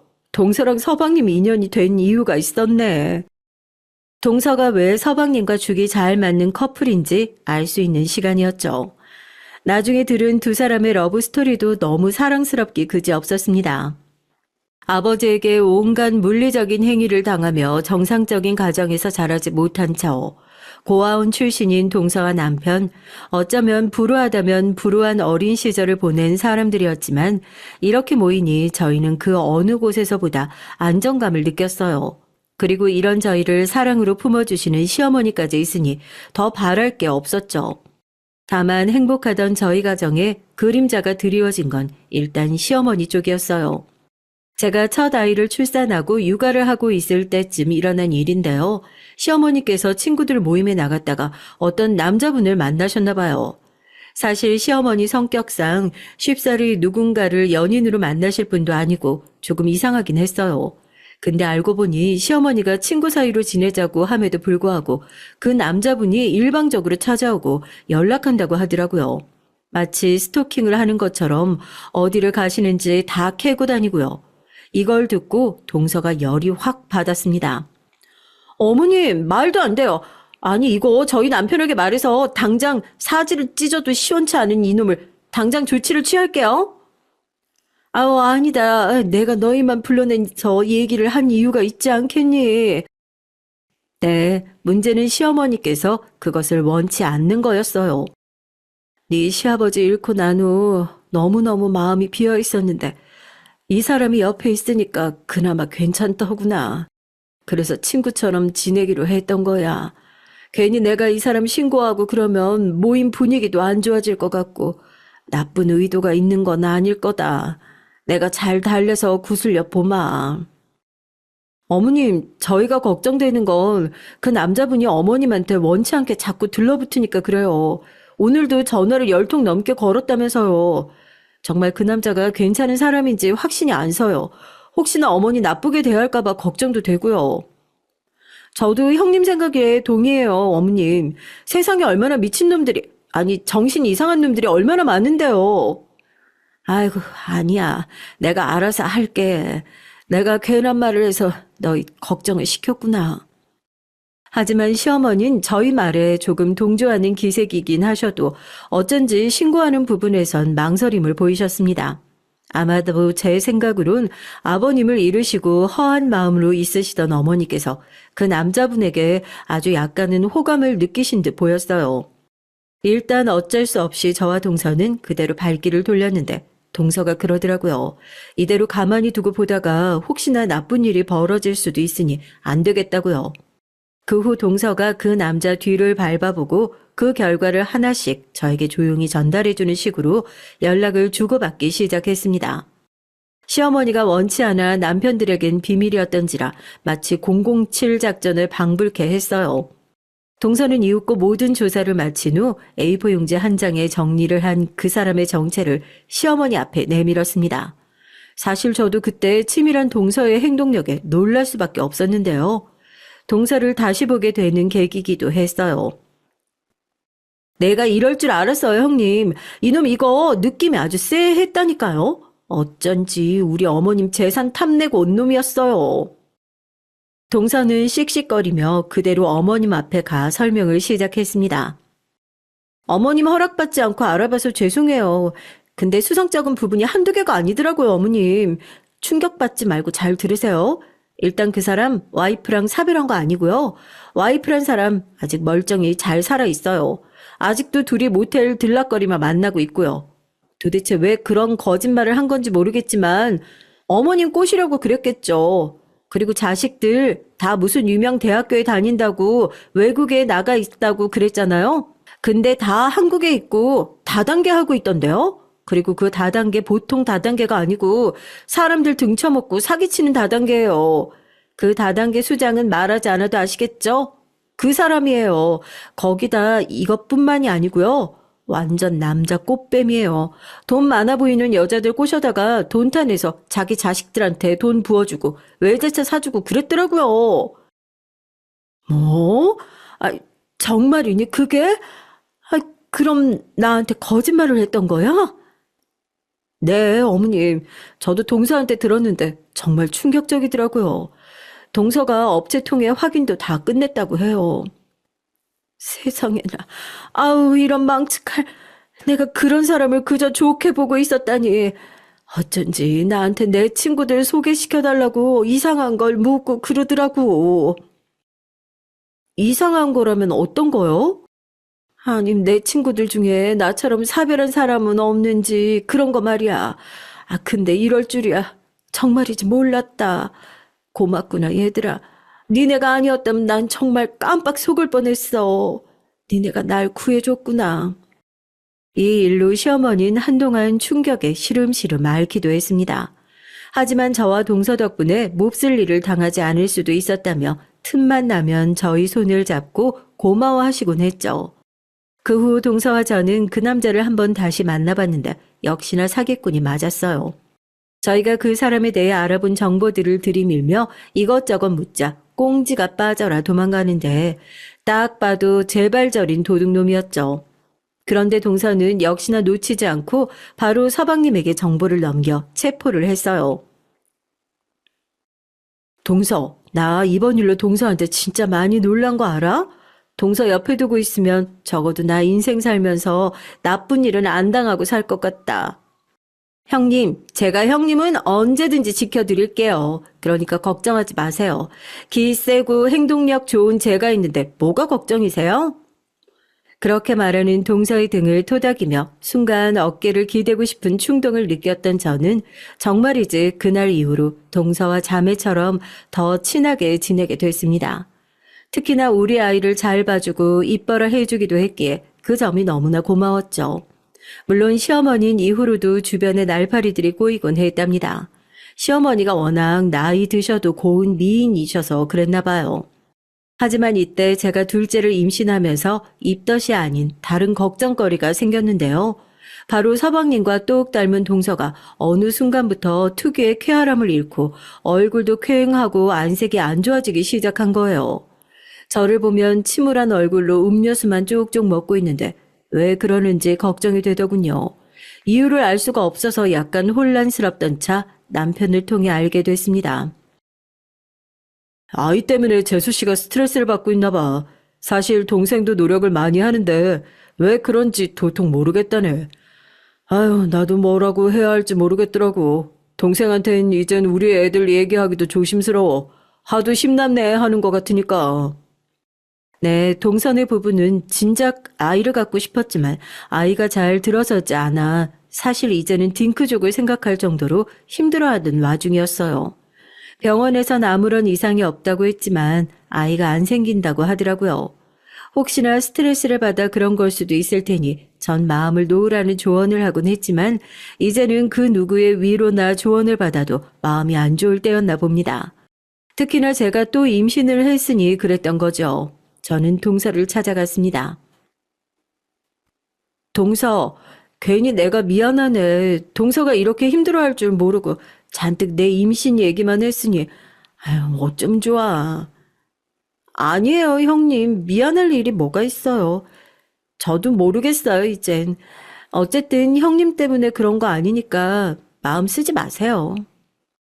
동서는 아무렇지 않은 듯 굴었지만 알 수 있었죠. 동서의 큰 눈망울에 눈물이 툭 떨구어지는 걸요. 이때 서방님도 함께 있었는데 서방님 역시 한숨을 한번 푹 쉬더니 담배를 피러 베란다로 나가더라고요. 나중에 잠깐 서방님과 얘기를 해봤는데 요즘 동서는 우울한 감정이 심해져서인지 집안일도 잘 안 하려고 하고 평소 잘 나가던 친구 모임도 등지고 있다고 하더라고요. 사람이 하루 종일 저렇게 무기력하고 아무것도 안 하고 있으니까 저도 보는 내내 답답하네요. 아기는 하늘이 주는 거라는데 왜 우리한텐 안 오는 걸까요? 그냥 이젠 받아들일 때가 된 것 같기도 하고요. 노력하는데 안 되는 건 어쩔 수 없잖아요. 다 해봤어요. 좋은 약도 써보고 다 해봤는데 안 돼요. 서방님의 한숨 어린 말에 저도 모르게 함께 울컥해지더라고요. 이때 저는 처음으로 동서와의 거리를 뒀습니다. 배가 부른 제 모습을 보면 동서가 아이 생각에 더 힘들어할 것 같아서요. 동서가 그립고 보고 싶지만 당시엔 그게 최선이었답니다. 동서 역시 따로 연락을 안 했는데 그 점이 조금 서운하긴 했고요. 그런데 제가 그러고 다시 동서를 보게 된 건 출산한 후 비극적이라고 말할 수밖에 없던 일 때문이었어요. 아직도 저는 믿을 수가 없어요. 시아버지를 잃었을 때보다 어쩌면 저희 친정엄마를 잃었던 충격만큼이나 당황스러움이 컸던 것 같아요. 말을 이을 수가 없었습니다. 형님 어떡해요? 그이가... 동서는 말을 제대로 잇지 못하고 울먹이며 겨우 한마디 한마디 토해냈습니다. 그리고 그날 새벽 동서에게서 걸려온 전화 한 통에 달려간 병원은 서방님이 힘겹게 숨을 쉬고 있었답니다. 남편은 그 자리에 주저앉고 이미 시어머니인 서방님을 붙잡고 오열하시고 있었어요. 의사는 저희에게 마지막 인사를 나누라고 하더군요. 서방님이 많이 힘들어하고 있다고요. 믿을 수 없었습니다. 어떻게 믿을 수가 있겠어요. 멀쩡히 내 곁에 살아 숨쉬던 존재가 갑자기 세상을 떠난다는데 어떻게 그럴 수가 있겠어요. 받아들이진 못하는 건 저뿐만이 아니었습니다. 그때 어머님께서 먼저 서방님에게 다가가 손을 꼭 잡아주시며 사랑한다고 편히 가라고 말씀하시더군요. 그 말에 동서는 엉엉 울더니 시어머니를 따라 사랑한다는 말을 내뱉더니 서방님 눈을 감자 이내 기절해 버렸어요. 장례 내내 동서가 어떤 모습이었는지 기억에 흐릿합니다. 저도 남편도 손님들을 맞이할 정신도 없었고 가장 힘들 동서를 챙길 여력도 없었어요. 서방님의 생전 모습을 추억하는데 저에게 너무 잘해주었던 기억밖에 없어 더 슬프고 힘들더라고요. 소중한 것을 놓아야 하는 때가 살면서 반드시 한 번은 온다는데 그게 이렇게 이른 시기일 줄은 까맣게 모르고 있었죠. 하지만 그러고 나서 문제가 생겼어요.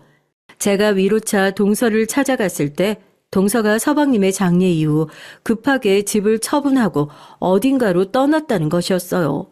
한마디 말도 없이 말입니다. 우리 모두 혹시나 동서가 걱정이 됐어요. 강한 사람이라는 걸 알았지만 그렇다고 작별 인사도 없이 떠난 것이 아무래도 신경이 쓰였죠. 얼마나 걱정이 됐으면 꿈에서도 동서가 나올 정도더군요. 그러던 어느 날 동서가 떠난 지 1년 정도 됐을 때 꿈을 꿨는데 이때 꿈이 너무 생생해서 저는 급기야 남편에게 동서를 찾아야겠다고 선언했답니다.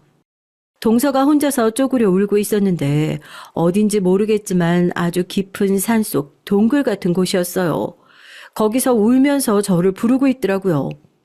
전 설마 하는 마음으로 동서를 찾기 시작했어요. 업체도 이용했고요. 그리고 정말 신의 계시, 꿈 이런 것을 믿게 된 것이 실제로 제가 동서를 찾은 곳이 어느 산골짜기 마을이었던 거예요. 동서는 그곳에서 아주 허름한 옷차림을 하고 완전히 산사람처럼 술을 마시며 하루하루 연명하고 있었습니다. 저를 보자 동그랗게 눈을 뜨던 동서는 잠시 후 왜 오셨냐고 하더군요. 더 이상 형님 동서 사이도 아닌데 왜 오셨어요? 왜 그런 말을 해 동서 섭섭하게. 내가 동서를 얼마나 걱정했는지 알아? 형님, 가주세요. 저 형님하고 말하고 싶지 않아요. 모두를 피해서 온 거예요. 그이 생각날까봐 일부러 다 물리치고 여기로 온 거라고요. 그러니까 이만 가주세요. 아무리 1년이라지만 동서에게서 풍기는 쎄한 분위기며 모든 것이 이상했어요. 저를 극도로 피하는 눈치랄까요? 혹시 그 사이에 무슨 일이 있었던 거냐고 물었지만 동서는 대답도 하지 않았어요. 그날은 어쩔 수 없이 먼 길을 다시 돌아 집으로 돌아올 수밖에 없었죠. 하지만 저는 매일 동서를 찾으러 그 험한 길을 올랐고 동서는 굳게 닫은 문을 열어주지 않았습니다. 그야말로 삼고초려였고 저도 점점 힘에 부쳤답니다.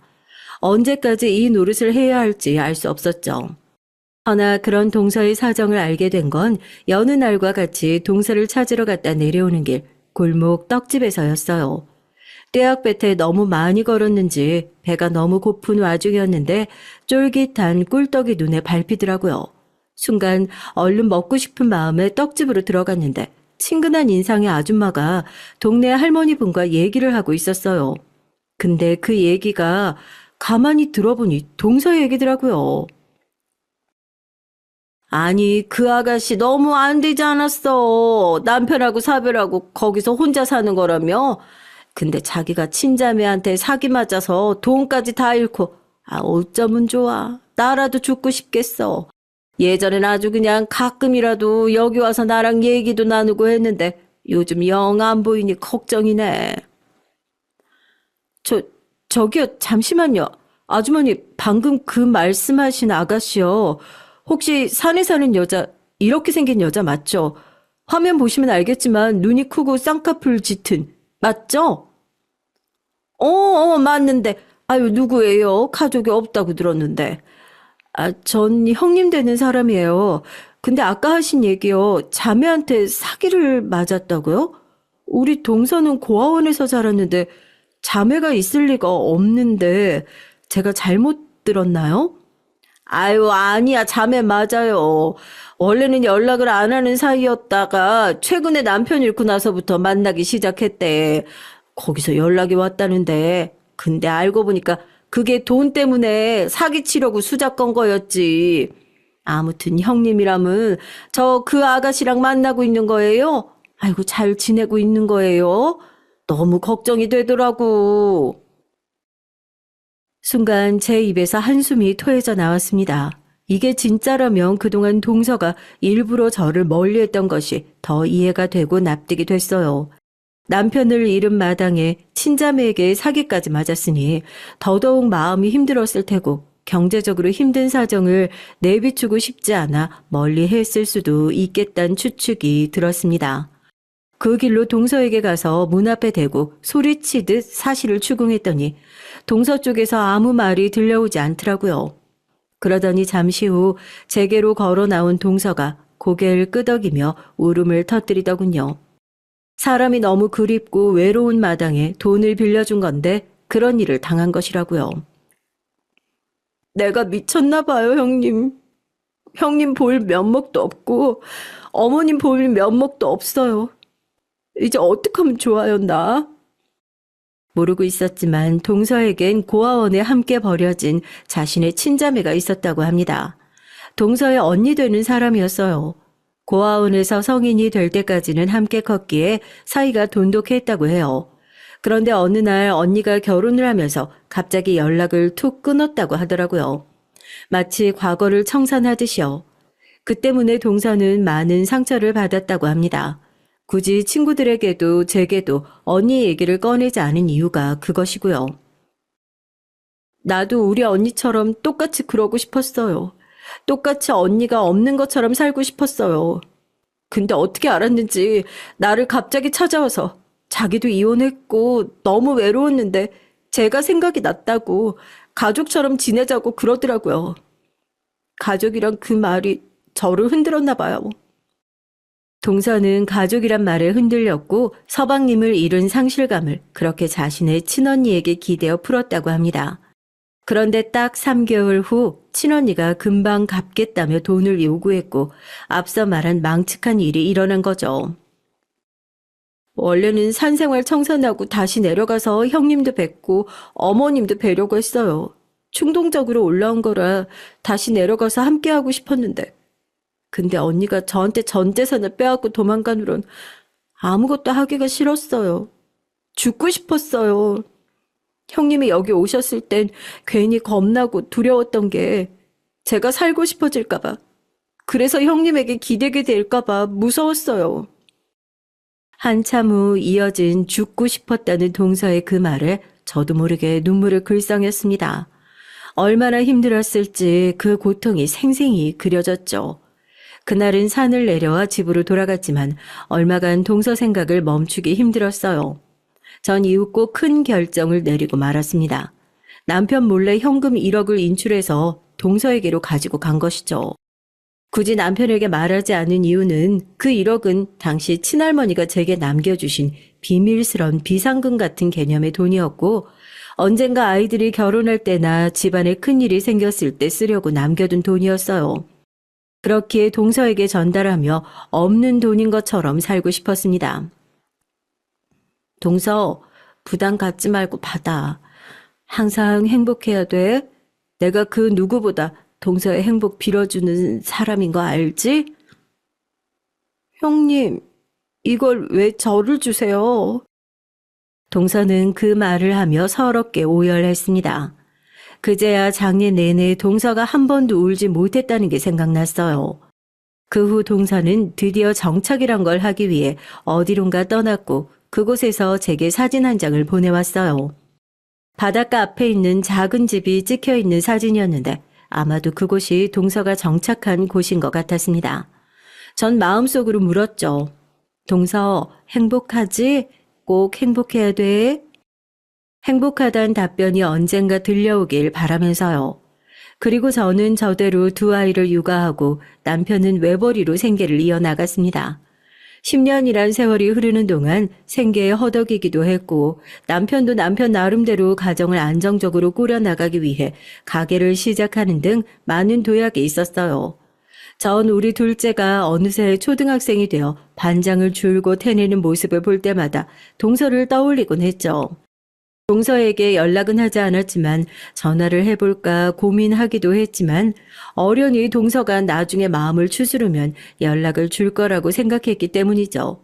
그러던 어느 날 가게가 무너지는 일이 생겼습니다.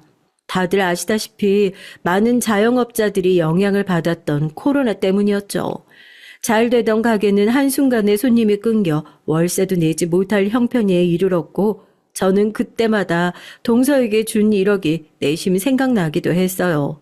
하지만 그건 저의 순전한 이기적인 욕심이었고 그런 마음을 다잡으려고 했습니다. 그런데 참으로 기적 같은 일이 일어나고 말았죠.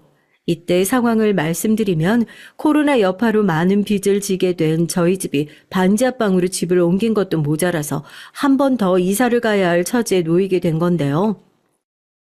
엄마, 나 이사 가기 싫은데. 우리 또 이사 가야 돼? 우리 다시 아파트 살면 안 돼? 난 아파트가 좋은데. 미안해, 수지야. 엄마 아빠가 꼭 다시 가게 일으켜서 우리 딸들 행복하게 해줄게. 딸들은 울먹였고 저는 죄책감에 더한 눈물을 뚝뚝 흘리고 있었습니다. 작디 작은 가게 한 구석에서 그렇게 눈물을 흘리는데 갑자기 검은 정장을 입은 남자들이 들어오더니 상자를 건네더군요. 뭐지 싶어 사인을 하고 상자를 풀어보는데 안을 확인한 순간 그 자리에서 전 그만 다리가 후들후들 떨려서 남편에게 전화를 할 수밖에 없었어요. 상자 안엔 10억의 금액에 달하는 돈과 함께 짧은 쪽지 한 장이 들어있었습니다.